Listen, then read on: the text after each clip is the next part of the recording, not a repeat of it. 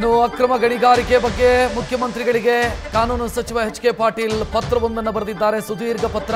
ಇದರ ಬಗ್ಗೆಯೂ ಕೂಡ ವಿಪಕ್ಷದ ನಾಯಕರು ಮಾತನಾಡ್ತಾ ಇದ್ದಾರೆ. ಈ ಸರ್ಕಾರಕ್ಕೆ ಮನಲಜ್ಜೆಯೂ ಇಲ್ಲ, ಜನಲಜ್ಜೆಯೂ ಇಲ್ಲ. ಬೊಕ್ಕಸಕ್ಕೆ ನಷ್ಟ ಮಾಡಿದವರ ಮೇಲೆ ಏನು ಕ್ರಮ ಕೈಗೊಂಡಿದ್ದೀರಾ ಅಂತ ಸಿ.ಟಿ. ರವಿ ಪ್ರಶ್ನಿಸಿದ್ದಾರೆ. ನಿಮ್ಮ ಬೊಕ್ಕಸ ಹೈಕಮಾಂಡ್ ಬೊಕ್ಕಸ ತುಂಬಿಸ್ತಾ ಇದ್ದಾರೆ, ಇದು ಪರಮ ಭ್ರಷ್ಟ ಸರ್ಕಾರ ಅಂತ ಆ ಪತ್ರದ ಬಗ್ಗೆ ಸಿ.ಟಿ. ರವಿ ಮಾತನಾಡಿದ್ದಾರೆ.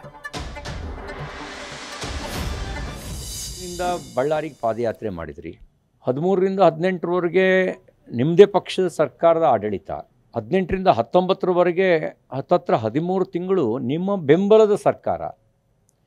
ಈಗ ಮತ್ತೆ 2023ರಿಂದ ನಿಮ್ಮದೇ ಸರ್ಕಾರ ಇದೆ.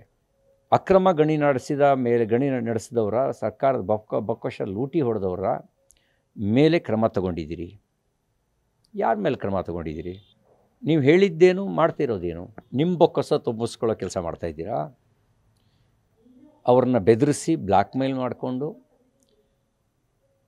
ಹೈಕಮಾಂಡ್ನ ಬೊಕ್ಕಸ ತುಂಬಿಸೋ ಕೆಲಸ ಮಾಡ್ತಾಯಿದ್ದೀರಾ? ಎಚ್.ಕೆ. ಪಾಟೀಲರು ಬರೆದಿರೋ ಪತ್ರ ನಿಮ್ಮ ಸರ್ಕಾರದ ಮನೋಭಾವನೆಗೆ, ನಿಮ್ಮ ಪಕ್ಷದ ಮನೋಭಾವನೆಗೆ ದೃಷ್ಟಿ ಕೊಡೋ ಪ್ರಯತ್ನ ಮಾಡಿದ್ದಾರೆ. ಆಡಳಿತದಲ್ಲಿ ಇಲ್ಲದೇ ಇದ್ದಾಗ ಆರೋಪ, ಆಡಳಿತಕ್ಕೆ ಬಂದ ಮೇಲೆ ಆರೋಪಿಗಳಿಂದ ತಮ್ಮ ಬೊಕ್ಕಸ ತುಂಬಿಸಿಕೊಳ್ಳುವ ಕೆಲಸ. ಈ ಸರ್ಕಾರ ಒಂದು ಪರಮಭ್ರಷ್ಟ ಸರ್ಕಾರ. ಒಂದು ಹಗರಣ ಇನ್ನೊಂದು ಹಗರಣವನ್ನು ಜನರ ಮನಸ್ಸಿನಿಂದ ಬದುಕಿ ಸೇರಿಸಿದೆ ಹೊರತು ಸುಳ್ಳು ಅನ್ನೋ ಸ್ಥಿತಿಯಲ್ಲಿ ಇಲ್ಲ. ಎಲ್ಲ ಇಲಾಖೆಯಲ್ಲೂ ಭ್ರಷ್ಟಾಚಾರ ತಾಂಡವವಾಡ್ತಾ ಇದೆ, ಹಪಹಪಿತನ ಎದ್ದು ಕಾಣ್ತಾ ಇದೆ.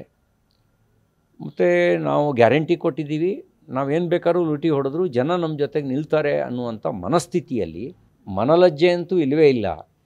ಜನಲಜ್ಜೆಯನ್ನು ಮರೆತು ಬಿಟ್ಟಿದ್ದಾರೆ. ಜನ ಏನಂತಾರೆ ಅನ್ನುವಂಥ ಜನಲಜ್ಜೆಯನ್ನು ಮರೆತು ಕಾರ್ಯನಿರ್ವಹಿಸ್ತಾ ಇದ್ದಾರೆ.